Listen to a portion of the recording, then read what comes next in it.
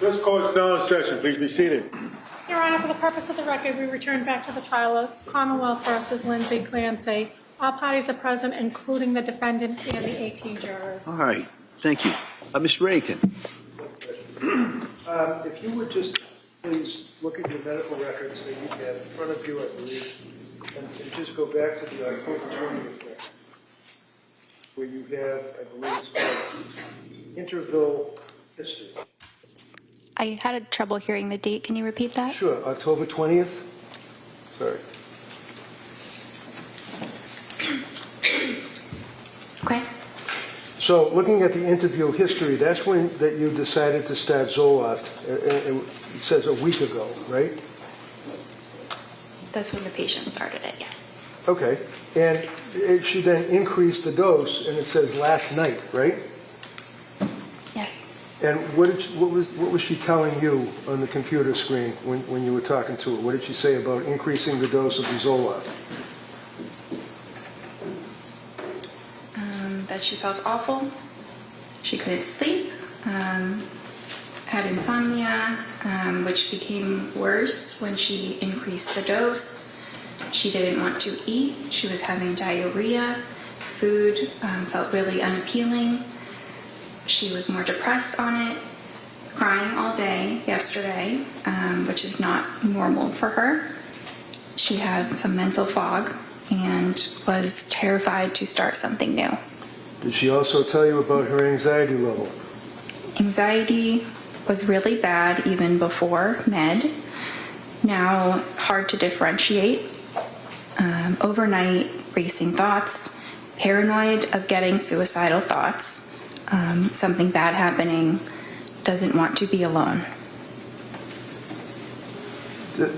That must have given you concern that you had a pretty sick patient on your hands at that point, right? I was concerned, yes. So you gave her some therapy, did you? I gave her some therapy in conjunction with discussing all of her symptoms and assessing her and managing the medication. Okay, and again, I apologize. You have to keep your voice up so people can hear you way down here. So when you say you were talking about the symptoms, and what did you do? Just talk about the same thing that we had just gone over, the symptoms? Well, there were a number of them to discuss in more detail. That's the summary of them. Okay. So did she discuss it in detail? Yes. Did she tell you that her symptomology at this point on October 20th was so bad that she had to have her mother come and stay with her? Her mom was coming to provide support, yes.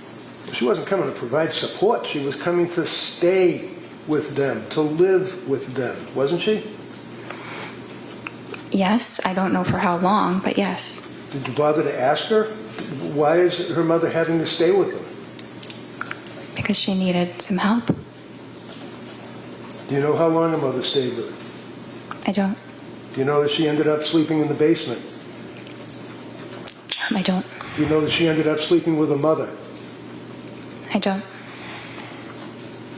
So you decided that you'd stop the Zoloft and you would monitor closely, right? Yes. What does that mean, monitor closely? Well, I saw her the next day, so that's monitoring, an example of Okay. monitoring closely. So this would be on October 21st that you saw her the next day, is that correct? Yes. Now, on the 20th, you made reference to the fact that you also recommended that she try fish oil and things of that nature, natural remedies. Yes.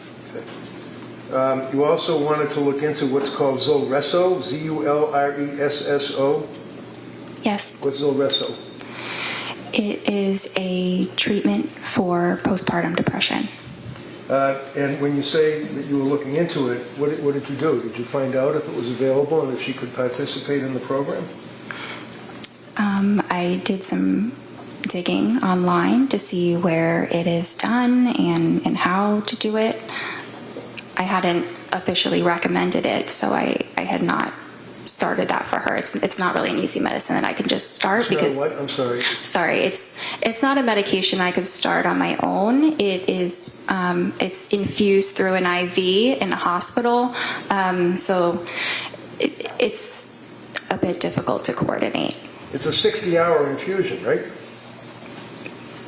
It's a long infusion, that sounds right. And it's about 2.5 days of infusion, and it has to be under hospital circumstance, and the only hospital around here is in Rhode Island, right? Yes. And did you ever recommend that she do that? It was something to consider. I couldn't make the official recommendation because that's not something I prescribe. Why? Because you can't pick that up at the pharmacy. Well, no, obviously you have to go to a hospital setting and basically have an infusion through your veins for 60 hours or 2.5 days, but why didn't you look into it or recommend that she do that? Well, I did look into it. So what happened? She ended up actually going to a partial hospitalization program at the hospital that does it. I don't believe the program was completed, but she went, and I advised her to discuss it with them because they have access to that medicine. I don't have access to it. Of course not. Is this Women and Infants Hospital in Rhode Island that you're talking about? Yes. So when you looked at the medical records for the Women and Infants Hospital, did they make reference to your inquiry for Zulresso? I never received records from Women and Infants. Did you ever look at them, or even online? Online? Yeah, like online, like you do when you talk to patients. No, I never had access to them. Why? It's similar to South Shore. It's a completely separate hospital that I don't have access to. I don't work there. Well, of course you don't work there, but you're a doctor and you're treating a patient who's got medical records that you could access through a HIPAA release, right? Yes. Why didn't you do that? Well, she didn't ultimately end up having any treatment there, so it didn't seem necessary. She didn't end up having any treatment there, so it didn't seem necessary. You can't just walk into that place and say, hey, I'd like some Zulresso, can you? I don't exactly know how it works.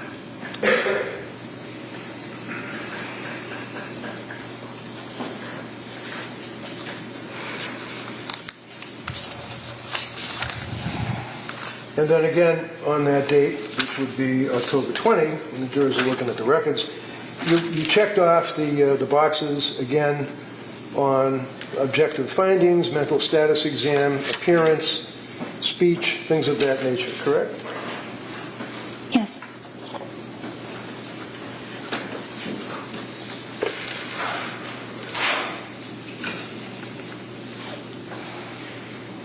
Excuse me for 1 minute, Judge, jurors.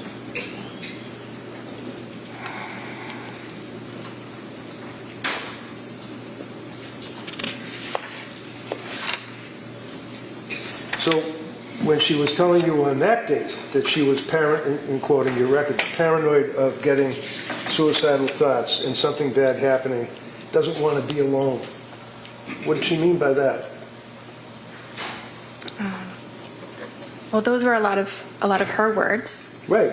Isn't that a concern? If your patient is telling you she doesn't want to be alone, why didn't she want to be alone? Because she was very anxious and had the feeling like something bad might happen. Okay. Did her mother ultimately and dad come to stay with them? Yes. How long did they stay with them? I don't know. When you talked to the mother and the father, did you say to them, what is she doing? How does she appear? Is she in bed all day? What did they tell you? They never called my office, so I never spoke with them. They never called your office? They never called me or sent a message, so I did not have communication with them. So that's their fault that they didn't call you, the doctor, I guess, right? Sustained. Next question. So, do you think maybe it would be reasonable if you're the doctor and you're investigating your patient's symptomology that you might, when you know that the parents are staying with her, that you would make a phone call yourself? It's not typical when you have an adult who is able to advocate for themselves to speak with their parents. So while she is telling you about her symptomology and tearfulness and crying and unable to get up and anxiety and the medications and the mental illness that she had, you felt that she could advocate for herself? Yes. Okay, on the television, on the computer. Yes. The next time you saw her was on October 26th, is that correct? And you can pull up your record. Yes. Now, and if you look again at the interval history where you put down what's going on in the patient's life that time, this is when she indicated that she's back to where she felt that she was before Zoloft, which was not great, and that you guys were considering a new medication. Is that right? Yes. And then you started her on Ativan, as we talked about, right? Yes. And then you started her on the buspirone, right? Well, she had already been started on the Ativan, and then we added the buspirone. So my question was, you started her on buspirone, right? Yes. Okay. And also you added hydroxyline as needed, right? Yes. And you continued the Ativan, correct? Yes. Did you discuss side effects with her at that point? Yes. Did you also discuss starting Remeron or pregabalin? Yes. What did you tell her about Remeron and pregabalin?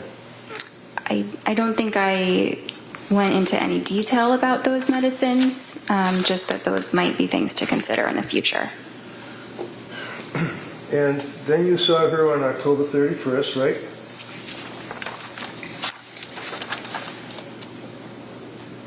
That was her.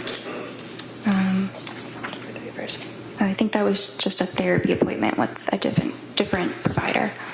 Would that be Jennifer McAllister? Yes. So it's a different provider in the sense that she works for Astor, right? Well, yes, it just wasn't myself. Right.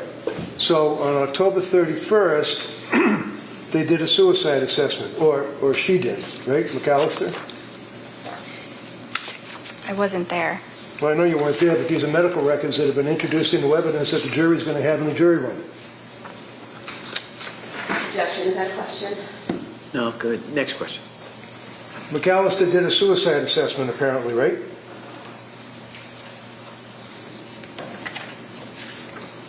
I'm sure she assessed No, for look suicide. at the record, please. Where do you see it? Sorry. Where it says suicide assessment. There's only 4 pages for October 31st. Yeah. Well, actually, there would be 8 because it's 2 sides. So that is the assessment that you go through. If somebody reports any thoughts of suicide, then you ask those questions, which go into a lot more detail about them. So here you have a patient who's already reported to you as a psychiatrist that she's got suicidal ideation, worried about suicide, worried about killing herself days before October 31st, and a suicide assessment was done by McAllister, right? I wasn't there. You would have to ask her. Well, maybe I will, if she Okay. comes in. Okay. Why don't you tell me what the record shows? Did they do a suicide assessment? Did she check off the little boxes? I'm looking for that section. It says that patient denies suicidal or homicidal ideation at this time. Okay, so again, this is on October 31st, right? Yes. The patient, within a period of a couple of days and meetings with you, that McAllister has access to because the records are within your business, right? It's not my business, but yes. Has reported suicidal ideation and fear and dwelling about killing herself and afraid of those thoughts, right? Let's see. I just want to be absolutely clear.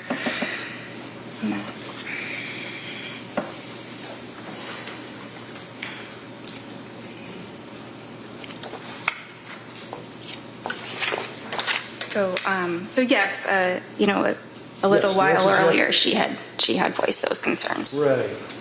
So as a result of voicing those concerns, is it your understanding that McAllister did not do any of the suicide assessment questions because Lindsay reported that she wasn't suicidal? It appears that she asked about Right, you already suicidality. told us that. I'm asking you about, excuse me, she said, Hold on. Ask the next question. Go ahead. thank you. I'm not asking you, you've told us 3 times now that she said she was not suicidal when she spoke to McAllister. I'm asking you about the suicide assessment for the 3rd time. You see it in front of you? Yes. Okay. Can you tell me, did Lindsay answer any of the questions that were asked over the 2 pages, possibly 3, of the suicide assessment? Yeah, 3, done by McAllister. I don't see anything written here. So was there a suicide assessment?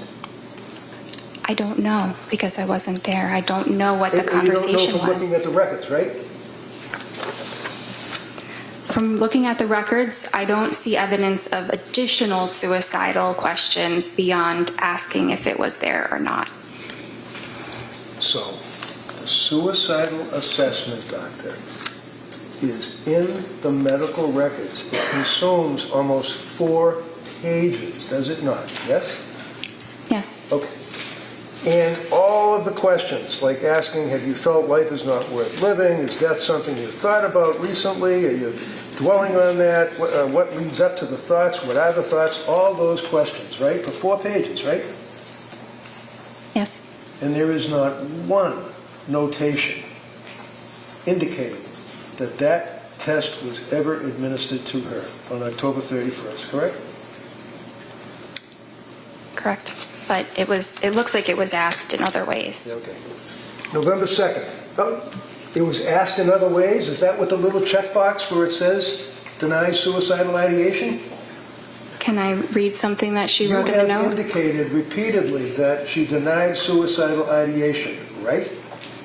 Yes. Okay.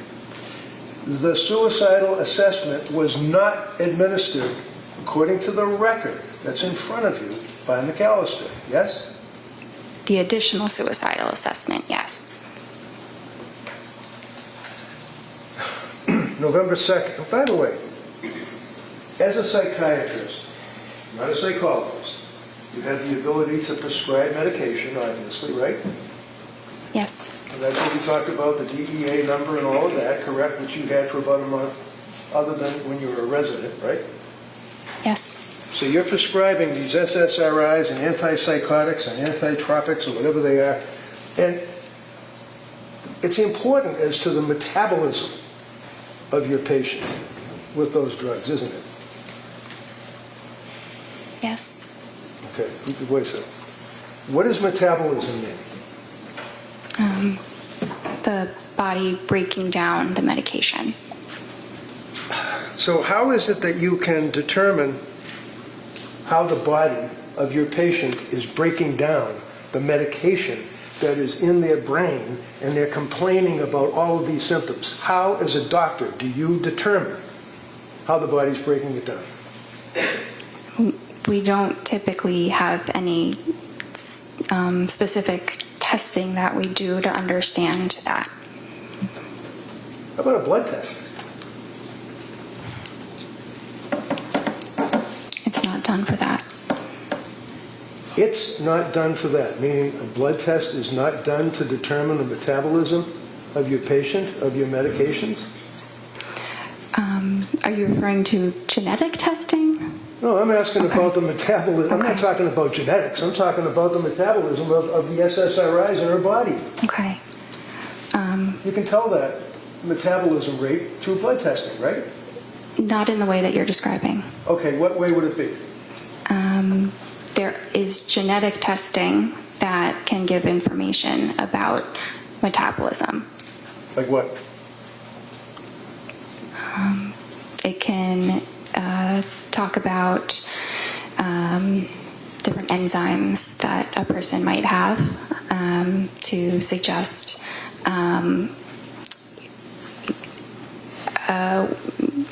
it provides information about the enzymes that a person might have the genes for.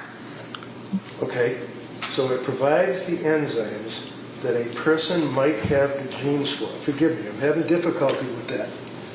What does that mean? It's a little complicated. Yeah, you don't expect a patient that's going through what she was going through to understand that, would you? No, Did you guys do the enzyme test? they are not typically done. Why? Because, again, it's genetics Does and insurance cover it? Objection, she's in the middle of answering. Good. You finish that answer and I'll allow a follow-up. Go ahead, Doc.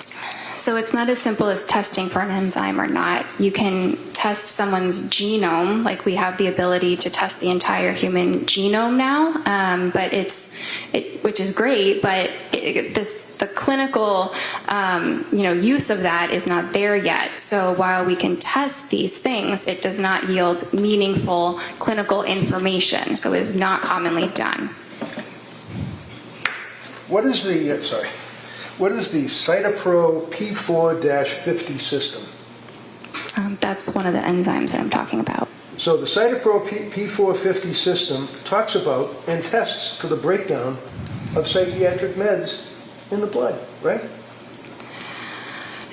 It's not in the way that you're describing. It doesn't tell you what medicines to Hold on, take. Again, one at a time. Finish the answer and then you can ask follow-up. Go ahead, Doc. It just, yes, this is a test that is done, but it doesn't tell you what medications a patient will do better on. It's not useful in that way. So what's it useful for? I mean, I don't find it terribly useful. How long has the Cytopro P450 system been in use in your field? I'm sorry? How long has the Cytopro P450 system been in use in your field, psychiatry? Well, it's an enzyme in the body. Well, I know what it is. I'm asking you about the system, the testing. How long have they been using that? The genetic testing, maybe a whatever few it is. years. It's very new, Very new. Does insurance cover it? sometimes. Sometimes. So it is nevertheless a legitimate test to determine the breakdown of psychiatric meds in a patient's blood, correct? It exists, yes. It exists. Well, it exists, but you didn't use it, right? It would not have made a difference In what? In your opinion? in her treatment. Because you go by the checks in the checkbox and what she self-reports, right? No, not just the checks in the checkbox. Oh. In any event, tell me about the thyroid. The thyroid? The thyroid. It's an organ in the human body that regulates hormones. And what, if any, import and impact do thyroid levels have on your evaluation of a woman who is in the throes of postpartum depression? They don't. What is the purpose of a test to determine the thyroid levels? Well, you can test something like the TSH. Well, I don't know what a TSH is. I'm sorry. What is a TSH? Thyroid stimulating hormone. Okay, thank you. That's something that can be tested typically by maybe a PCP, primary care, or endocrinologist if they have concerns about someone's thyroid function. Were you aware of a study that was a major study that was peer-reviewed? What does peer-reviewed mean in your business? That it was reviewed by other researchers in a similar field. And the report or the article or whatever it may be has to be approved by the peers that are reviewing it before it can be published, right? Yes. And you'd agree with me that in the medical field, it's a big deal to have publishing articles on your resume, right? Yes. And how many articles have you published about postpartum depression, postpartum psychosis, anything? I have published something, but it's not a full article. It's just a small thing. Okay. Are you aware of the Psychiatry magazine article dealing with, in 2021, thyroid function in postpartum psychosis, an exploratory study? Have you ever heard of anything about that, let alone read an article about it? No. Are you aware that there are studies that have compared thyroid function between psychosis with postpartum onset, PPO, psychosis without postpartum onset, PWPO, and normal postpartum? You aware of that? No. Well, you're supposed to be an expert, or you specialize, or you have an interest in treating women that have suffered from postpartum, correct? Yes. Have you written any articles at all about postpartum depression, anxiety, psychosis? No, I'm not a researcher. I'm a clinician. Have you read any of the articles, such as thyroid function in postpartum psychosis? I've read many articles. There are thousands. I have not read that specific article. Thousands? Thousands of articles on postpartum psychosis and the thyroid? No, not on that specific topic. So, when the Astor doctors are treating a person like Lindsay, it's your testimony to this jury that testing, whether it's blood testing or whether it's the Cytopro P4 testing, is not necessary because Jennifer Tufts doesn't think it's necessary, right?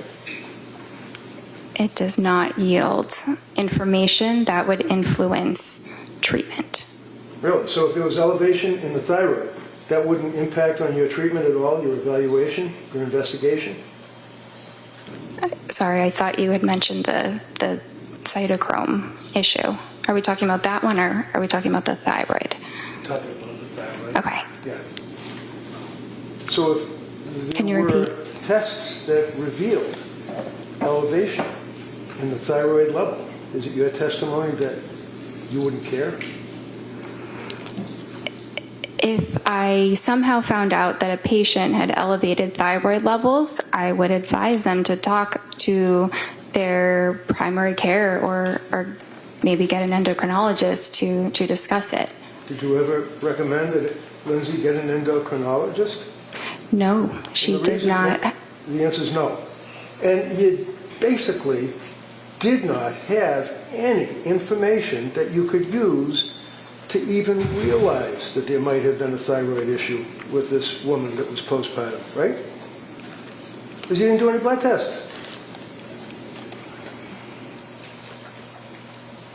There was no clinical reason to obtain a blood test. All right, so you continue on with your meetings by the computer, correct?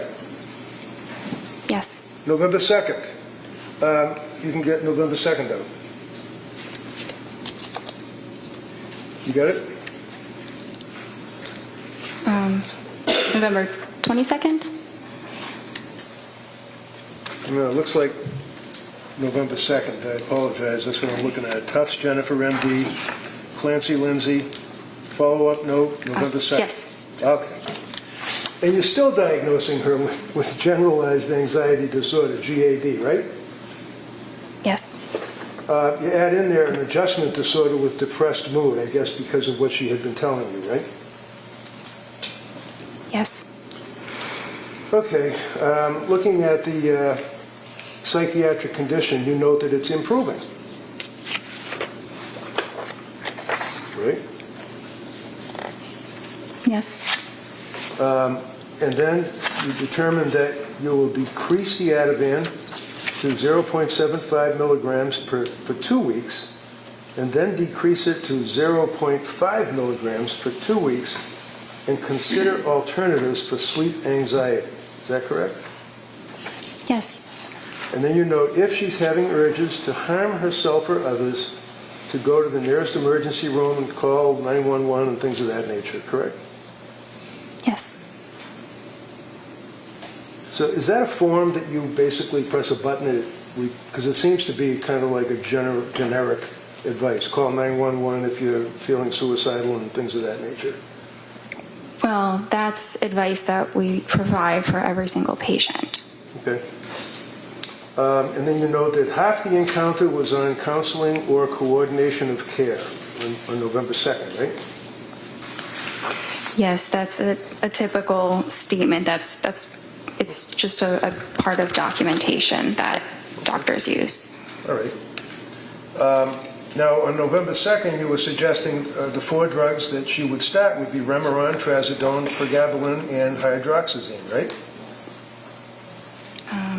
Those were just things we were considering. Oh. I wasn't starting all of those medicines. I see. On November 22nd, now that would be almost 3 weeks later, right? You saw her, right?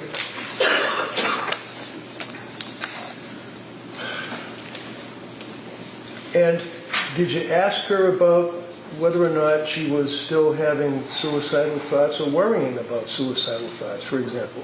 Did you ask her that? Yes, And how do you know that? Because the box is checked? it's written in my note. What does it say? Patient denies SI. Okay. What did you ask her about that? I don't remember the exact words, but I know that I asked about that. Did you ask her about how things were going at home with the mother and father staying there? That I don't remember. I didn't document how her parents were doing. Okay. Well, I don't really care about how her parents were doing. I'm asking about whether or not you asked her how it was working out while her parents were there helping out. If you did, fine. If you didn't, that's fine too. Yeah, I don't think that I did. In this Okay. appointment, sorry. Okay. That's all. That's fine. December 1st was the next appointment, correct? And you can look at the interval history. Yes. Now, on that December 1st appointment, this is after she had transferred to South Shore.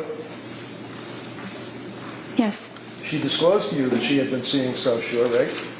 Yes. We already talked about the fact that you never got the records from South Shore, so you don't know, other than what Lindsay reported to you, what medications she was on, right?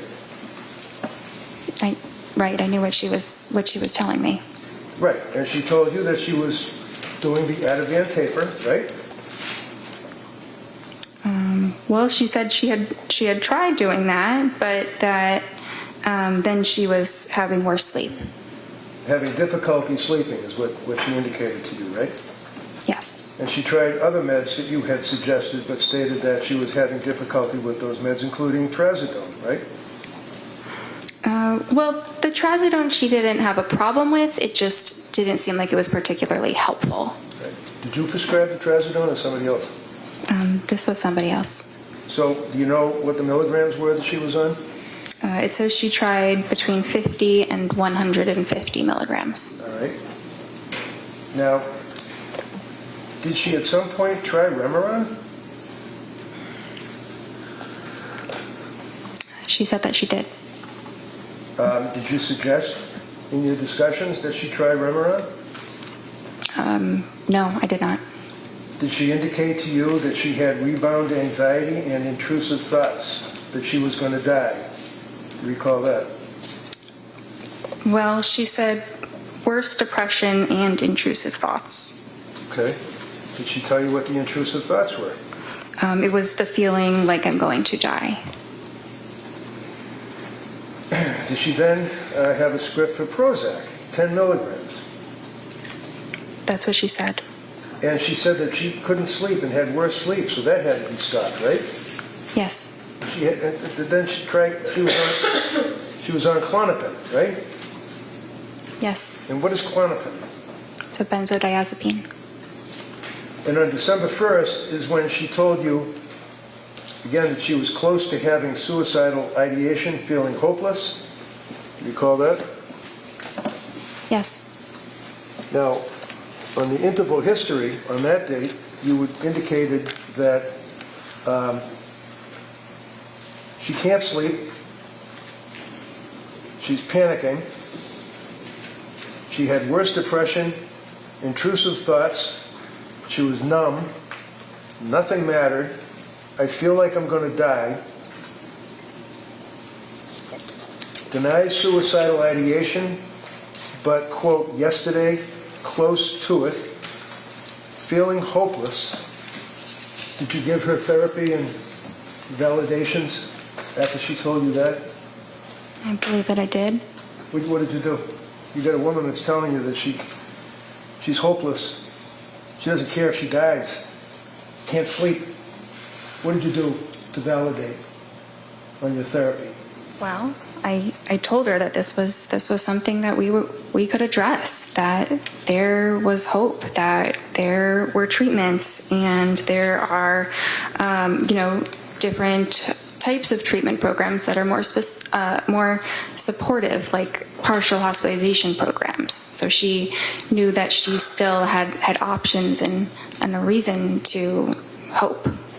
Did you ever suggest to her that maybe you ought to come in and see me rather than talk on the computer? Talking with her over the video did not seem like an issue. It didn't seem like there was anything that I was missing or that there was any need to see her in person.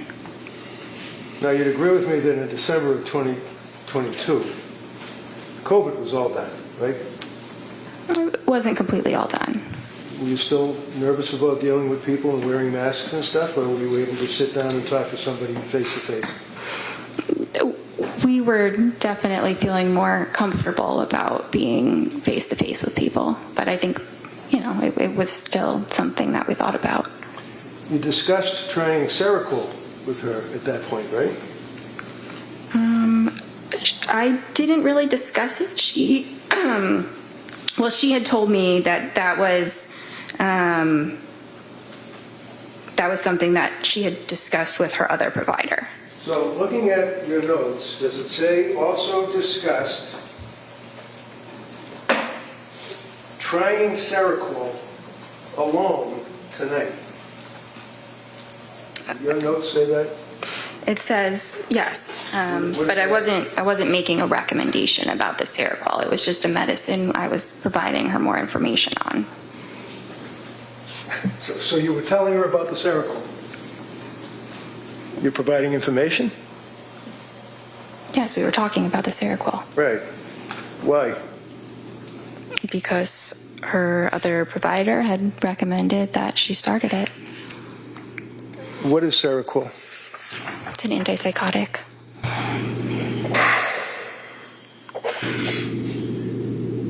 You also discussed with her the possibility of undiagnosed bipolar disorder, did you not? It was discussed. And undiagnosed bipolar disorder was, in your opinion, as a result of not a reaction, but extreme reaction to the SSRIs, right? Not as a result of the SSRIs, but that Does your note say, and I quote, also discussed possibility of undiagnosed bipolar disorder given extreme reaction to SSRIs and insomnia, period. Does it say that? Yes. Those are your notes, right? Yes, the way you were saying it made it sound a little bit different before, but that's exactly what I wrote. I read it directly from your note, right? How did I make it sound different? I don't know. It sounded different the first time you said it than the second. So did she have bipolar? No. Did you make that decision that night? That day? I assessed that with her pretty much every time that I saw her, and she never had mania. What about mood stabilizer like Lamictal? Did you discuss that with her? Yes. What is Lamictal? It's an anticonvulsant, but it's used in treating mood disorders. So what was the end result of your meeting with her on December 1st? What did you guys do? Did you give any recommendations, advice, anything?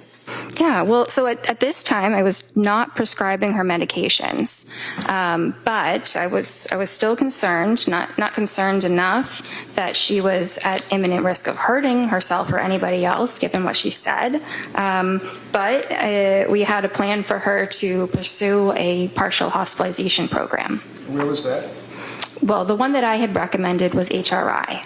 What is that, HRI? It's a hospital in Brookline. And did she ultimately go to another hospital? She ultimately went to the Women and Infants Hospital for 1 day. And those are the records that you didn't get, right? Correct. Okay. And you decided that she did not have bipolar disorder because, in your opinion, she did not meet, and I quote, the criteria, right? That would be the criteria in the DSM, right? Yes. And the DSM, of course, is the Diagnostic Statistical Manual, Roman numeral 5, R, meaning text revision, right? Yes. Is that what you were using back then? Would be this thing here, DSM-5, TR? This is the DSM, right? It's like a cookbook, right? It's more of a guideline that we use to, to help us in our treatment, but it's not the psychiatry Bible that people sometimes think that it is. Right. Hypomanic bipolar disorder. How many days does that require under the DSM? A hypomanic episode lasts for at least 4 days. And is that per the DSM? Yes. Remember on Friday you said that the most important criteria is 7 days with continued high energy levels? Yes. So is it 7 days or is it 4 days? And who says? Well, mania is 7 days. Hypomania is 4. Discussed again, another does occur on December 1st, and that would be the Lemaitre sheet, right? Yes. And do you know in your records that she indicated that she was really struggling? And it was as a result of that you recommended that hospital program, correct? Yes. You agree that she had, in your opinion, a severe mental disturbance at that point that was manifesting itself? She had a maybe moderate heading towards severe. Moderate, heading towards severe mental issue, okay. You'd agree with me that she had increased anxiety, right? Yes. She had very, very increased depression, right? Well, she did. She said Okay, so as you since the answer yes, Remeron. just answer yes or no. I'm sorry. I was just trying to check the record. Okay, you can check the record all you want, but if I ask you a question respectfully, can you just not go on and ramble? Answer yes or no, that's all. It's sometimes impossible to do that. All right, There's listen, here, if you can't answer yes or no, just say you can't answer yes or no. If you can answer yes or no, answer yes or no. That's how we do it, all right? okay. Thank you. Now, mental issues like anxiety that was diagnosed, the depression that was diagnosed, and the fact that she indicated yet again that she was close to suicidal ideation, quote, worried about suicidal thoughts, but you indicated that she wasn't suffering from suicidal ideation on that day. Is that fair? She denied it. But she told you that she was worried about suicidal ideation and having suicidal thoughts, right? Well, this was the time she said she was worried that she was close to having suicidal thoughts. So did you ask her, what does that mean? Does that mean that she's standing at the edge of the stairs and she's thinking about falling down the stairs, or what? What does that mean, I'm close to suicidal ideation? So I asked about that, and that's when she said she described it further as using the word hopeless.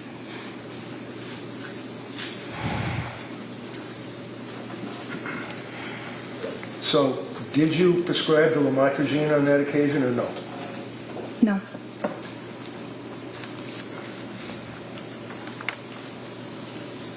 On December 16th, that's the next appointment she had, right?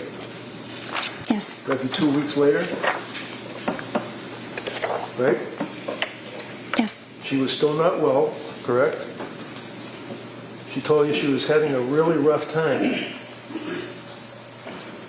She was sleeping, but she was still feeling very poorly. In your notes, does it say that she was having a really rough time? Yes. So when I ask you, If your notes reflected that she said she was having a really rough time, why do you feel compelled to say she was sleeping? Objection. Overruled. It's an important detail. Yeah, I guess. How about the rough time? What did that mean? What were the symptoms of having a really rough time for this kid? Do you want me to? Yeah, I'd like you to answer that.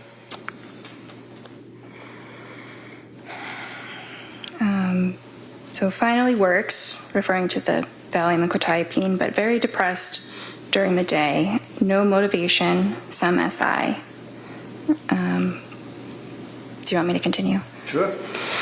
Went to MGH emergency room for SI, declined inpatient, feeling hopeless, no intent or plan, and feels like depression related to Seroquel. Okay. Now that's the question on Friday that, well, strike that. So what was the SI, suicidal ideation? Yes. And can you read that back to me again? What did she say about SI? So that when she went to the hospital, she went because she had no motivation, some SI. Some SI meaning that she had some suicidal ideation, right? Yes, Yes? in her words, yes. Yeah, in her words. As opposed to thinking about having suicidal ideation or worrying about suicidal ideation. She actually indicated that she had suicidal ideation, right? I can't answer that as a yes or no. Well, it's in your notes that she said that, right? Yes? What is in my note? Do you understand my question? I'm a little bit confused right now. Can you repeat what your question is? Sure, of course. We've spent some time talking about thinking about suicidal ideation, worrying about suicidal ideation. Now, saying she had suicidal ideation, right? She said it, yes. Well, this is the only source of information that you're getting, apparently, is what she's telling you, right? Yes. So what suicidal ideation did she have? Was she thinking of cutting her throat? Was she thinking of throwing herself off a building, or running out in front of a car? What? No. What was she thinking of? So I asked her those important follow-up questions, and Like that's, so what do you mean when you say I'm feeling suicidal? Okay. And that's when she said, it means I'm feeling hopeless. And then I asked, do you have intention of hurting yourself? Do you have a plan for hurting yourself? And she denied those. And that's where you left it? I mean, I'm sure more was said, but that's the most important part of that clinical encounter. And did you give a therapy by the computer on that date, too? Yes. What did you do for therapy about her suicidal ideation and saying she wanted to kill herself?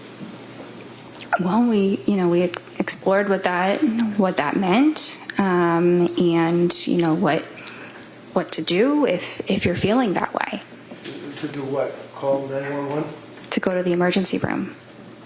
Did you discuss prescribing Seroquel to her, or was she getting Seroquel? Did Seroquel enter into your discussion at all?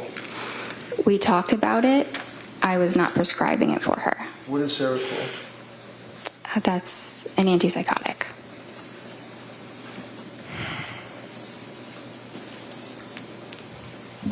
So, at the conclusion of your meeting on December 16th, basically what you took away is that she had now increased to suicidal ideation, was feeling hopeless, all the rest of the things that we've talked about, and then she just moved on, went home?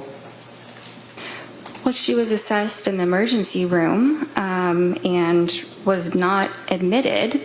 And I assessed her on that day again. And while she was certainly struggling, she did not require hospitalization at that moment. So she was planning on going to the Women and Infants program, and I supported that. Did you know that around that time she confessed to her husband that she was having now thoughts of harming the children? No, Would that have been something you were concerned about? If I heard that, I would have been very concerned. You would have called DCF, right? I might have. And when you spoke to Pat, did you ever ask him what his observations were of her spiraling into November and December?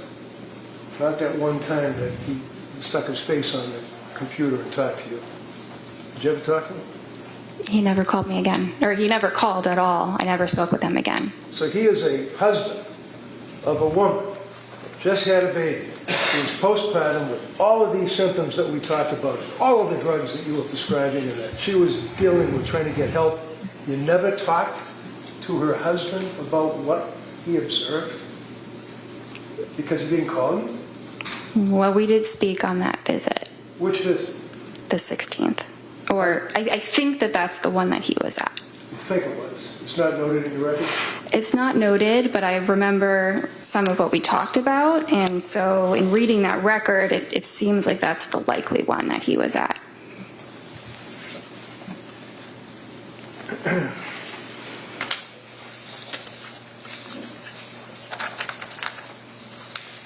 December 16th, on your objective findings, you note that her mood was depressed, right? Yes. And what does that mean? Did she just say, I'm depressed, or did she give you symptoms? I mean, you checked the little box. Yeah. Yeah, it means she's saying that she's depressed. Okay, so you're the doctor. You checked the little box. What did your patient tell you about her symptoms that she was depressed on that date? Was she crying? Was she able to get out of bed? Was she worshiping at the porcelain god? What was going on in her life? She said she was having a really tough time. Her affect was flat, right? Yes. And again, depressed. You check it off twice. One under mood and one under affect, right? Yes. And then at the next page it says recent lab work. That wouldn't be blood testing, would it? I mean, does ASTA do blood testing? We don't have a phlebotomist or a lab, no. Well, why does it say recent lab work typed into your form when you check off the little boxes? And that's something that auto-populates. It's a template that, It's a what? many different, it's a template. The whole note is something that psychiatrists or probably all across the country use.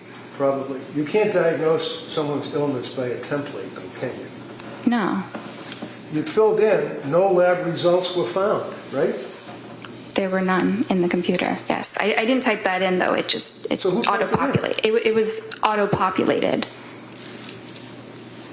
So on the next page where it talks about symptom goals, treatment goals, I'm sorry, symptom reduction and improved functioning. What does that mean?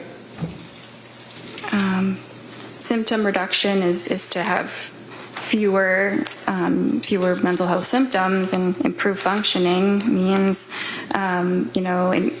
improved day-to-day life functioning, things that she's doing in her daily life. Really? Did you tell her all that? Yes. You're a young woman that's obviously mentally ill, very sick. She's deteriorated, whether you like that word or it's automatically imported. What, on that date, did you do? Never mind all those words you just said. What did you tell her on the television or the computer? I told her to go to the partial hospitalization program, and if she was having more suicidal thoughts again, or felt like she was at risk of hurting herself or anybody else, that she should go immediately to the emergency room. How long did that meeting take? Probably about 30 minutes. And was that the therapy that you provided, telling her to go to the emergency room? That was probably a component. So the plan, excuse me, on December 16th was to follow up with women and infants, right? Yes. Did she? Yes. Do you know when? don't know exactly the day. Shortly after. Then you were considering a brexanolone or brexanolone infusion, right? That's the Zulresso. That's the same thing in Rhode Island. Yeah. Okay. And that didn't go anywhere, right? That's No. It says start Lamictal, 25 milligrams daily, right? Yes. Continue Seroquel, right? What was the milligram for the Seroquel up to at this point? Well, she had told me it was 200. Well, That was was it- that. was it? I did not write that prescription, so that's what her provider had prescribed her. Okay, so you can ask somebody to show me the pill bottle. You can ask somebody to show me the CVS receipt. You can ask somebody you can call to verify, right? I could. Yeah. But anyway, she said that she was on Seroquel 200 milligrams, right, and had stopped with the Valium, right? Yes. And then you go on with that form thing saying if you have urges to harm yourself or others, you got to call 911, crisis hotlines, and everything else, right? That's the next two paragraphs that are in that report, right? Yes. Was her mother and father still staying with her on December 16th, if you know, with Pat and the kids? I'm not sure. Did you ever ask anybody other than her how she was doing? I asked her husband when he was at the appointment. Yeah, that's the other appointment. How about now? We're talking December 16th into the month of December. Did you ever ask anyone how she was doing? Well, I think he was at that visit. You think he was at the visit? How did he tell? What did he say to you about how she was doing? He said she wasn't doing well. She's got an objection, Judge. Right. Objection. Overruled. Go ahead. He said she wasn't doing well. Anything else? Yeah. He felt that it might have been, his opinion was that it was related to when she started the Seroquel. And he basically said you guys are turning her into a zombie, right? Objection. Those are the words? Overruled. I don't have that written. He may have said that. Does that kind of hit you, though? You might remember that. You might have been, as some people worry about suicide, you might be thinking in your brain that he did say you're turning her into a zombie. Possible. It's very possible. Excuse me. Next meeting after the December 16th, was it? Is it Yes. December 16th? Is that what we were just on? Yes. Okay. The next meeting was January 6th? Yes. Okay. And how does this happen? Does the patient call? I know you don't set up these appointments. Somebody has to deal with somebody in administration or whatever. But do you, like on December 16th, say to Lindsay, call me or set up an appointment for January 6th, or do they have to do it themselves? So at the end of an appointment, I typically will schedule their next appointment. So did you schedule January 6th? I think that one she scheduled herself. Yeah, that was the day after she got out of McLean, right? Yeah, usually the hospital coordinates the discharge appointment. Well, if I tell you that, in fact, the hospital told her to set up the appointment, and that within an hour, she set up the appointment. Is that in your notes? It's not in my notes, no. Do you remember that? That was a pretty big deal that she was in McLean, locked wards for 4.5 days, right? Yes? And she's your patient, and she's really gone downhill bad, right? No, she wasn't doing well. And she admitted herself to the locked wards at McLean, right? Yes. And what was the diagnosis at McLean? I believe they diagnosed her with major depression. Did they recommend any medication? They took her off of the Seroquel. They took her Off of it. off. Okay. So did you look at the McLean records? Yes, definitely. And those were imported easily because you're part of the same structure or whatever? No, but after someone is hospitalized, the hospital usually faxes it to their doctor. All right, so if I tell you that the McLean records are really pretty voluminous, that's not what they fax. They fax you like a 2-page discharge summary, right? Yes. You didn't get that by fax, right? No. So what did McLean tell you? Look in your notes.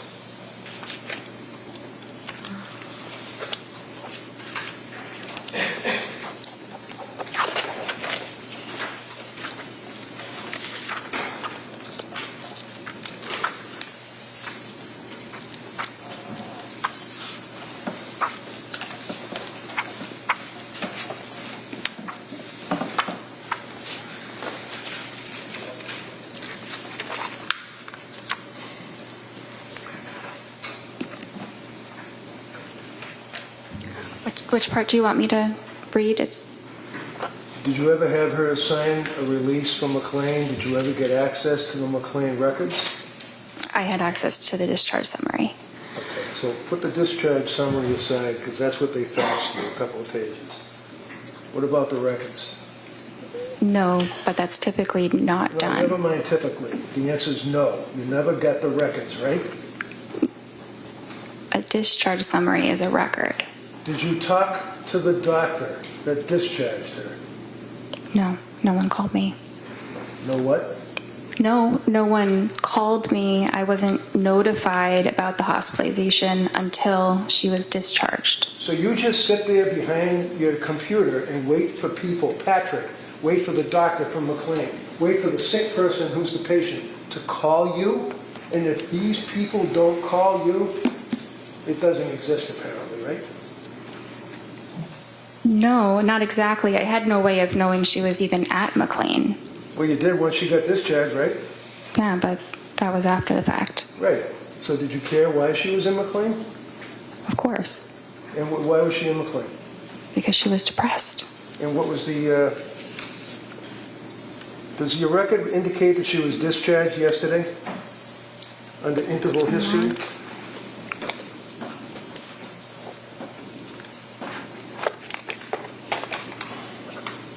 Yes.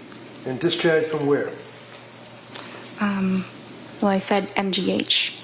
Is that Mass General Hospital? Yes. And she was currently on trazodone? Yes. She indicated that the goal was to come off Seroquel, Yes. and she described herself as still being very numb. Yes. She couldn't sleep, right?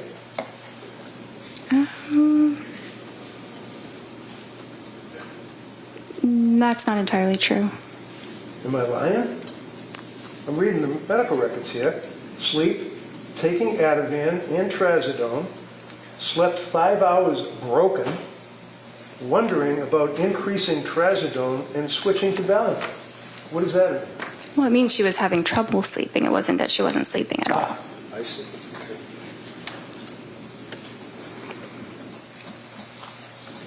So was the trazodone increased at that point? Yes.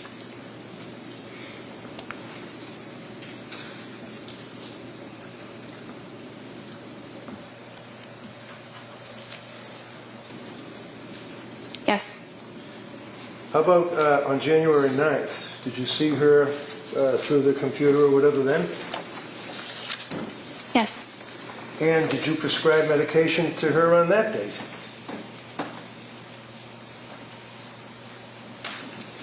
Yes. And was that diazepam? Yes. 14 count, 1 milligram? No, I'm sorry. 14 count, 5 milligrams. That sounds right. Okay. Did you also, on January 12th, 3 days after January 9th meeting, prescribe additional medication to her? I'm not sure. I don't have a record from January 12th. Do you recall on January 12th that, in fact, you prescribed trazodone 150 milligrams, 30 count? Yes. 3 days later, or a couple of days later, January 16th, do you recall prescribing amitriptyline? Yes. What is amitriptyline? It's a tricyclic antidepressant. What does a tricyclic antidepressant mean? Well, it's an older antidepressant. It's called a tricyclic because it has 3 rings. If you look at the chemical itself, like a tricycle, but it's an older but efficacious medicine for depression and anxiety as well as insomnia. On January 16th, look at your interval history. She indicated to you that her mood was very low, no motivation, Yes. numb, Yes. able to force herself out of bed, taking care of basics, eating, concentration fine, caring for baby, bonding feels forced. Is that what she told you? Yes. Through the computer, right? Yes. What did that tell you? Were you concerned about this woman postpartum well within the year from the CDC at that point with these symptoms that she's telling you about? I was concerned that she was depressed. And in all of the times that you spoke to her, you'd agree with me that she appeared to be honest and forthright, telling you what she felt, right? That's what I thought she was, yes.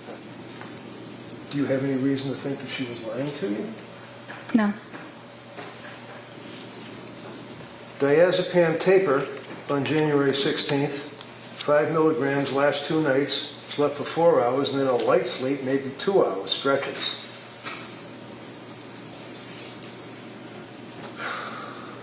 Did she express that she was still having concerns about side effects from medications? Not at that point. So what does ROS mean under interval history that we're looking at? Review of symptoms. Okay. And then it says patient denies SIHI, that'd be suicidal ideation, homicidal ideation, correct? Yes. Denies other questions or concerns, and you recommend a low dose of amitriptyline for depression, correct? Yes. Patient agrees with the treatment, and you guys were also going to explore ketamine treatment. Is that right? Esketamine. Yes.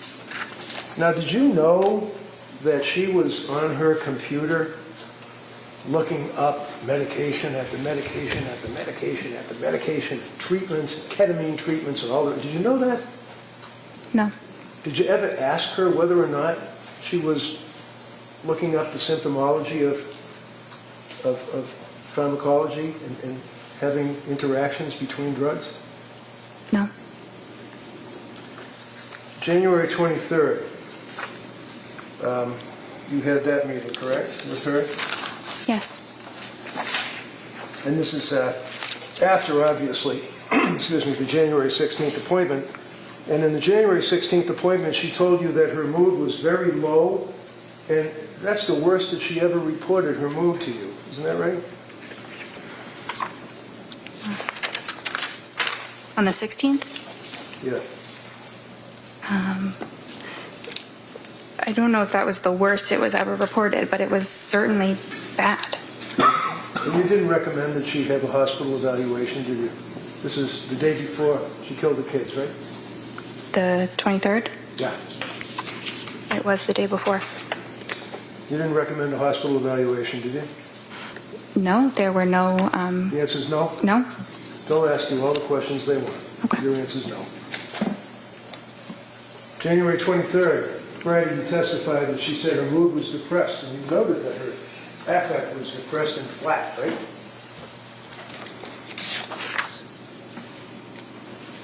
Yes. She also reported that her heart was racing, right? Yes. She had no motivation, is what she told you, right? Yes. She told you that she had been feeling, numb and no emotion for 17 days straight, is what she told you, right? I'm not sure about 17 days straight, but that's how she was feeling. You didn't reach out to her mother and father at that point? They didn't call you, I guess, right? No, And Patrick didn't call you at that point, right? no. So she's sitting in front of her computer, getting help from her doctor on January 23rd. And what did you do? Well, I thought about how I could best help her, the medicines that she'd tried and what her current symptoms were. And it made sense to slowly titrate the amitriptyline so that we could get her to a dose that reduced her depression so that she would feel better. You increased the amitriptyline. Yes, That pushed her over the edge, didn't it? I don't think so.